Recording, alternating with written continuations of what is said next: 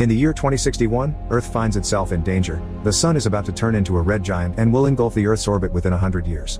The nations of the world consolidate into the United Earth Government, or UEG, and create the Wandering Earth Project, which consists of migrating Earth out of the solar system using 12,000 huge fusion-powered engines built across the northern hemisphere and along the equator. The human population will be living in underground cities built adjacent to and under those engines. Chinese astronaut Liu Peiqiang will be going on a mission to the navigation platform International Space Station to help navigate the Earth along its journey, so he's spending his last night with his son Liu Qi and his father-in-law Han Xiong, while overseeing the gravitational slingshot maneuver of Earth using the gravity of Jupiter on his computer. After teaching Liu Qi that Jupiter has a windstorm and is composed of 90% hydrogen, he tells him he'll be coming back when Liu Qi can see Jupiter without a telescope and that until then, he'll see his father as a star in the sky. Once the child has fallen asleep, he gives Han Xiong his astronaut tag so he and his son can obtain the right to underground city residency without drawing the lots. As he remembers his deceased wife, Liu Peiqiang apologizes to her father for everything. As years pass, much of the human population dies to cataclysmic natural disasters like tsunamis, and most of the surface becomes frozen solid after Earth distances from the sun. 17 years later, in 2078, the astronauts at the Spaces Station are set to return to Earth after the Chinese New Year, but Liu Qi, now a young adult, isn't excited about this news. He leaves a note for his grandfather saying he's leaving, then goes to his foster sister Han Duoduo's school, to cut power and get her out while everyone else is distracted. He takes her with him to a bar to see Yi Ji, a criminal capable of getting them fake IDs and stolen thermal suits. The amount Liu Qi pays him is enough for him to keep the suits for only one day, so he lies and says he'll return them tomorrow. But when his sister says she thought they weren't coming back, Yi Ji gets angry and tries to stop them. In order to escape, Liu Qi throws a special sphere that grows in size in the middle of the room, pushing all the criminals against the walls as they run away. The siblings are chased throughout the city and reach the lines of workers that are about to be sent to the surface, which is an area the criminals can't enter. Thanks to the fake IDs, the suits and a clearance pass Liu Qi stole from his grandfather, he and Han Duoduo pass off as workers and are allowed to go outside to the now frozen city of Beijing. Using their grandfather's pass, they steal a heavy transport vehicle, which Liu Qi is still learning to drive because he's just a trainee.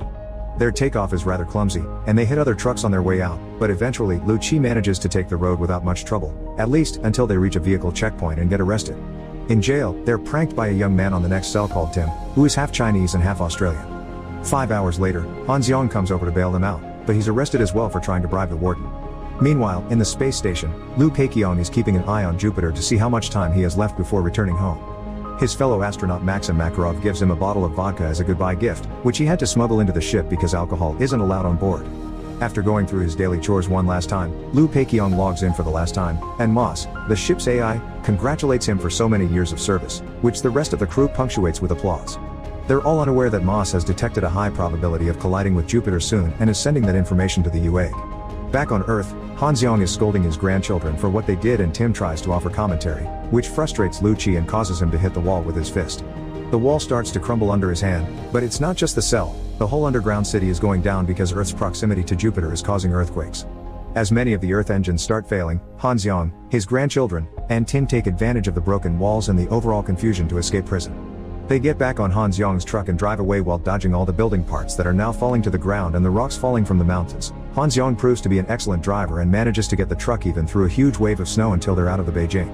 The UEG announces that Emergency Protocol 3 has started, and all Earth engines must be restarted in 36 hours. All rescue workers must concentrate on this task while the space station enters low consumption mode to consolidate resources. This means all astronauts must go into hibernation mode as well. Before joining his crewmates in the capsules, Liu Peiqiang contacts Han Xiong so that Moss can give them directions to the nearest refuge center. Guards try to stop Han Xiong but he drives around them, only for them to chase after them and park their vehicle in front of Han Xiong's truck, threatening to shoot if they don't collaborate. These guards turn out to be a military rescue team led by Captain Wang Lei, who orders them to follow the emergency protocols and use their truck to help them transport a lighter core to restart the engine in Hangzhou. The ride through the snow is uneventful, but things change when they arrive in the frozen ruins of Shanghai, which look pretty unstable. Wang Lei sends some of his men and a drone to do a recon of the area and orders the trucks to carefully drive through the narrow path ahead of them. Suddenly they're contacted by Liu Peiqiang, who has just entered his hibernation capsule and has heard from Moss that his son is on the mission too. He asks Wang Lei to drop all the civilians at the nearest refuge, and the captain responds he can do that with Liu Qi, Han Duoduo, and Tim, but he needs Han Xiong to drive them to their destination. Liu Peiqiang asks Wang Lei to take care of Han Xiong, but Liu Qi cuts in and says his grandfather can leave with his sister and he'll be the one to take over the driving. Liu Peiqiang tries to protest against the idea, but Liu Qi tells him he can't make decisions for him as he did for his mother. It's then revealed that 17 years ago, when Liu Peiqiang learned only one custodian could go with Liu Qi to the underground city, he decided to give up the treatment of his very sick wife who didn't have much time left. Her death was the only way he could ensure his son's survival. Their conversation is interrupted when the planes above them start falling and the ice under the truck begins to crumble. There are also incoming avalanches, all because of Jupiter's gravitational spike. At the space station, Moss starts loading evacuation procedures, which confuses Liu Peiqiang. He asks to contact the UAG, but Moss doesn't listen and releases the hibernation gas into his capsule. Meanwhile, Wang Lei's group loses a vehicle to the falling rocks and finds themselves on a blocked road. Everyone starts leaving their trucks before they get crushed as well, and Liu Qi releases one of his special spheres to protect his family while the soldiers rescue the lighter core since it's humanity's last hope. The group decides to climb the Shanghai Tower from the inside to try to reach the other side of the ruins. As the civilians climb up the elevator shaft with the lighter core behind them and the tower slowly starts to collapse, the soldiers try to find a way out and find themselves with no other choice but to shoot at a frozen window to create a path. Most of the crew makes it to the 75th floor, but the rope starts breaking before Han Xiang, one of the soldiers in the core, reach them as well. The group prioritizes dragging in the core, so Liu Qi is left holding his grandfather alone, which means he's about to be pulled back into the shaft. To avoid this, Wang Lei cuts his rope and causes Han Xiang to fall, but he's grabbed by the soldier, who throws him into a gap in the wall before he's crushed by the falling elevator. Han Duoduo and Liu Qi want to save their grandfather, but it's too dangerous and there's no time, so Wang Lei's team drags them away as Han Xiang's suit runs out of oxygen. Accepting his fate, he takes off his helmet and lets the cold freeze him to death while he remembers how 17 years ago, he rescued baby Han Duoduo from a flood and decided to adopt her, naming her after his daughter. The rest of the group manages to escape the tower right before it collapses, and Liu Qi is furious at Wang Lei for not saving his grandfather. He tries to punch him to no avail. The captain is trained in combat. So Liu Qi decides that he and his sister will abandon the mission since the military group has no use for them anymore now they've lost the truck. Tim decides to go with them too. At the space station, Liu Peiqiang manages to force his body to wake up from hibernation. This is a breach of protocol, so to rectify this accidental awakening, the AI awakens two more crewmates, Makarov and Hamdan. Liu Peiqiang explains to them that the station has changed courses and lost contact with Earth, the planet has been abandoned, and he worries about his son. When Makarov points out they're in low consumption mode, Liu Peiqiang tells him it's a lie and shows him the energy readings on the screen, calling it desertion. He plans to enter the main module to stop the station, and Makarov accepts to help. They put on their suits and open an airlock by planting a bomb Liu Peiqiang has put together. They're sucked out as soon as the door breaks open. Liu Peiqiang manages to hold onto a rope and grabs Makarov's as well so he doesn't float away before noticing how Earth is being pulled by Jupiter. Han Duoduo, Liu Qi, and Tim follow an SOS signal until they find a truck stuck in a crash but still intact. Inside, they meet engineer Li Yi, who tries to attack them until they explain they're rescue workers. Now Liu Qi has a vehicle he can drive, the four of them can go home. But they hear an old message from Wang Lei's unit saying they're in trouble and they need help transporting the core because it's the underground city's only hope, so Liu Qi gives in and decides to drive back to them. Meanwhile, Wang Lei's team has reached the Hangzhou engine, only to find out it's destroyed. One of the teammates suddenly drops behind them frozen to death, which angers Agent Zhou Qian and causes her to shoot the core as she says she doesn't want to see any more deaths. Liu Qi and the others arrive then and tell them they have another lighter core in the truck, so everyone agrees to work together and take it to the engine in Sulawesi. Back at the station, Liu Peiqiang and Makarov are climbing the ship structure to reach the main module, which is going in circles and pushes them off the rails when it comes closer. Both astronauts manage to hold onto a different rail and plan to jump on the module when it passes by again. Liu Peiqiang does so successfully but Makarov is killed by the automated security measures.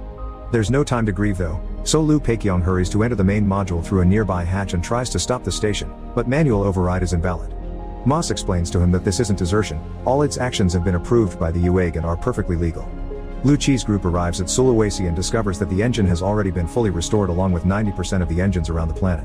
However, they are so close to Jupiter's gravitational pull now, that the engines are no longer enough to divert the trajectory. Moss already knew this would happen and informed the UAG, which is why they've authorized the space station evacuation.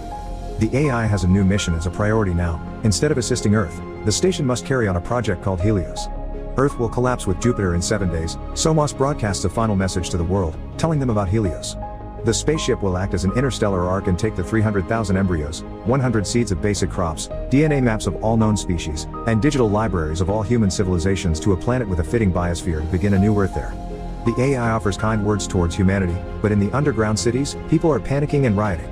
Liu Peiqiang should return to his hibernation capsule, but he asks Moss to help him have a final talk with his son. Sadly, Moss can't find Liu Qi's location, so both father and son reminisce about the old days and the night they saw Jupiter together. This memory brings back an important fact: Jupiter is composed of 90% hydrogen and has been absorbing Earth's atmosphere. Liu Qi tells Li Yi this, and the engineer gets excited when he realizes there's still hope. With all the oxygen Jupiter has sucked in, lighting the planet up could create a combustion shockwave strong enough to push Earth away.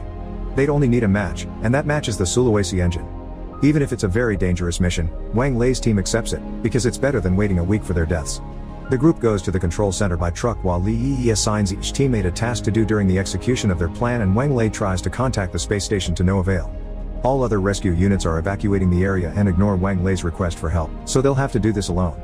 Lu Qi and Wang Lei shake hands before the team takes off on the mission. After entering the engine building, the group splits.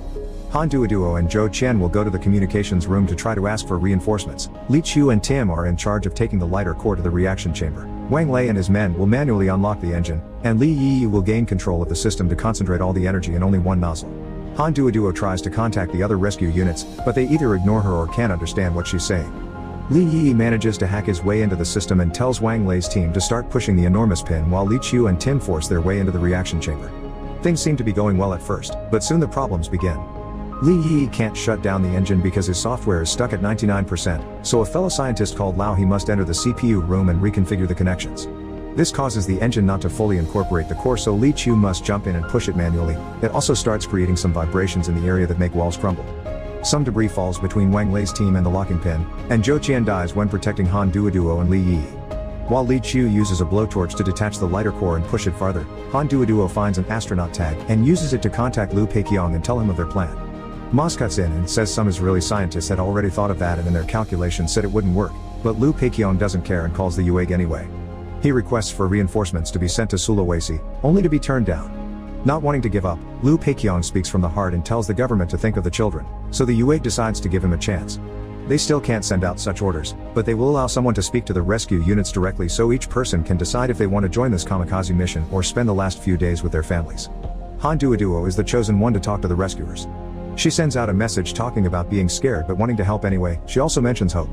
This is enough to convince most rescue units to turn around their trucks and rush to help them. Once her speech is done, she joins Wang Lei's team to help them push while Liu Peiqiang starts redirecting other engines towards Jupiter as well.